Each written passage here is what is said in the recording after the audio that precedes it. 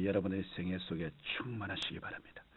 저는 오늘 새해를 맞이하는 마음가짐이란 제목으로 여러분과 함께 은혜를 나누고자 합니다.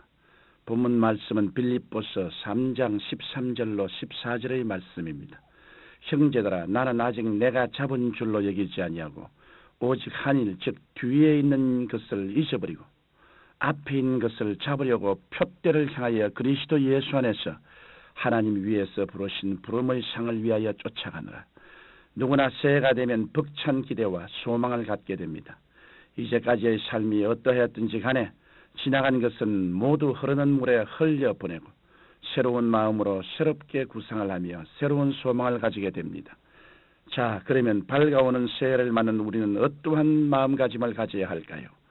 첫째로 새해를 맞는 우리의 마음가짐은 한일, 즉 뒤에 있는 것은 잊어버려야 합니다. 만약 달리기를 하는 경주자가 달리는 중간에 딴 곳을 쳐다보거나 뒤를 돌아다보며 지체한다면 그는 경주에 지고 말 것입니다. 여러분은 토끼와 거북이 얘기를 잘 아실 것입니다. 어느 날 토끼와 거북이가 경주를 했습니다. 토끼는 거북이보다 훨씬 더 앞장서 갔습니다. 한참을 가던 토끼가 뒤를 돌아보니 거북이는 저 뒤에서 땀을 뻘뻘 흘리며 엉금엉금 기어오고 있었습니다. 그러자 토끼는 내가 이만큼 잘 뛰었으니 이젠 승리는 문제없다고 자만하여 나무 밑에서 한잠 잘 잤습니다. 그 경주에서 누가 이겼겠습니까? 물론 토끼가 아니라 쉬지 않고 구슬땀을 흘리고 기어간 거북이였습니다. 이처럼 영적인 경주에 있어서도 뒤를 돌아보거나 자만하는 것은 절대 금물입니다. 로스의 처도 소돔과 고모라 성에 불탈 때 뒤를 돌아다본 거로 소금 기둥이 되지 않았습니까? 예수님께서는 성경 누가복음 9장 62절에 손에 전기를 잡고 뒤를 돌아보는 자는 하나님 나라에 합당치 아니하니라고 하셨습니다. 뒤에 있는 것은 잊어버린다는 것은 불교에서 가르치는 해탈도 아니고 그리스 신화에서 나오는 망각의 강물을 마시는 것도 아닙니다. 여기 본문에서 바울은 과거에 그가 쌓은 공로에 대한 생각이 떠오를 적마다 이식적으로 그 생각을 마음속에서 쫓아버렸습니다. 또 과거의 죄와 허물로 낙심될 때 그 생각을 지우고 예수님의 은혜로 의롭게 된 것을 확신했습니다. 우리가 한일, 즉 뒤에 있는 것을 잊어버린다는 것은 이처럼 과거의 공로에 대한 자만뿐 아니라 지난날의 시리와 좌절과 부정적이고 패배적인 생각까지도 내어버리는 것을 의미합니다. 이러므로 성경은 이사야 43장 18절에서 너희는 이전 것을 기억하지 말고 옛적 일을 생각하지 말라고 말씀하신 것입니다. 이태리에는 이런 습관이 있습니다. 유독 새해 바로 전날 한밤중에 되면 거리는 쥐죽은 듯 고요해집니다. 도로에는 차들이 보이지 않고 지나다니는 행인도 없습니다. 심지어는 순경가에도 보이지 않습니다. 그러다가 12시를 알리는 종소리가 나면 일제히 집들의 창문이 열리고 왁자지근한 웃음소리와 음악이 들립니다. 그리고 흥문에 찬 가족들이 길거리로 나와서 오래된 도자기와 장식품, 보기 싫은 가구들을 치우기 시작합니다. 이것은 새해를 맞는 그들의 관습으로 마음에서 지우기로 작정했던 일을 생각나게 하는 물건들이 있으면 그때 모두 내다버린다는 것입니다. 이러므로 이제 우리는 작년에 잘한 일, 잘못한 일, 기쁜 일, 슬픈 일들을 모두 뒤로 떠나보내십시다. 그리고 새해를 향해 새로운 소망의 문을 활짝 열어놓아야 하겠습니다. 둘째로 우리는 앞에 있는 것을 잡기 위해 표대를 향하여 달려가야만 합니다. 목표가 없는 삶은 무기력하고 권태롭습니다. 하지만 목표가 분명한 삶은 추진력이 있습니다. 오늘날 인류의 생활에 크게 공헌한 발명왕 에디슨도 천재는 99%의 노력과 1%의 영감으로 얻어진다고 했습니다. 즉 그가 분명한 목표를 정해놓고 불안한 노력을 한 대가로 그 많은 발명이 가능했다는 것입니다. 이러므로 꿈이 있는 사람은 종이 한 장 접는 것도 다른 사람과 다르고 말 한마디도 창조적으로 하게 되는 것입니다.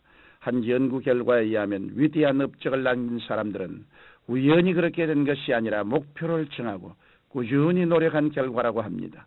여러분, 만약 달리기 선수가 달릴 때 꼬린 지점 없이 달린다면 그 결말은 어떻게 되겠습니까?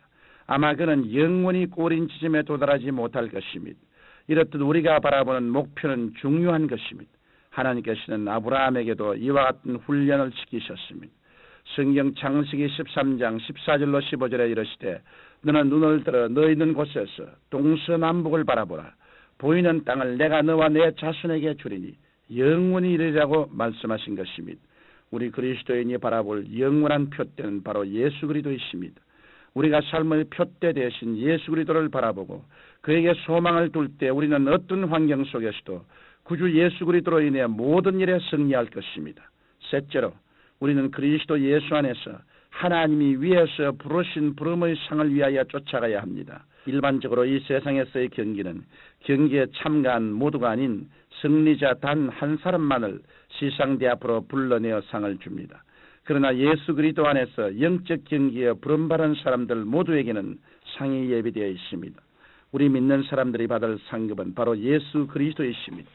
우리는 이 땅에서 예수 그리스도의 십자가 대속의 열매로 영혼이 잘된 같이 범사가 잘되고 강건해지는 복을 누리고 장차 주님께서 다시 오실 때 영화로운 몸으로 변화되어 공중으로 들림받게 될 것입니다. 그리하여 영원한 새 예루살렘 성에서 우리는 예수 그리스도와 함께 완전한 지혜와 기쁨과 거룩함과 평화를 누리며 복된 사귐을 갖게 될 것입니다. 사랑하는 청취자 여러분, 오늘날 우리나라는 안으로는 정치적인 혼란과 과소비와 극심한 경기 침체에 시달리고 밖으로는 전쟁의 위협, 통상압력 등 갖가지 문제에 시달리고 있습니다. 이는 마치 엔진이 꺼진 배가 망망대해를 표류하고 있는 것과 같습니다.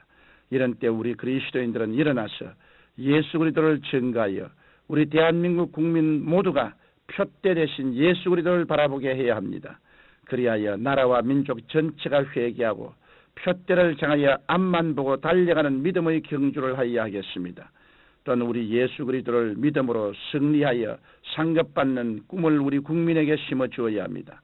우리 그리스도인이 이런 목표를 가지고 자기 개인뿐만 아니라 이웃과 국가를 위해 열심히 일한다면 이 안에도 하나님을 기쁘시게 하고 더욱 큰 상급을 받는 여러분이 되실 것입니다.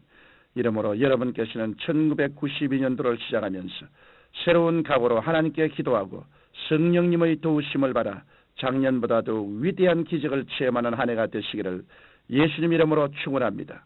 거룩하신 아버지 하나님, 이미 새해의 새날은 밝았고 시간은 손살같이 지나가고 있습니다. 우리는 하루속히 마음을 정비하여 새해가 가져온 이 놀라운 은혜를 하나님 영광으로 가득 채워놓게 도와주시옵소서.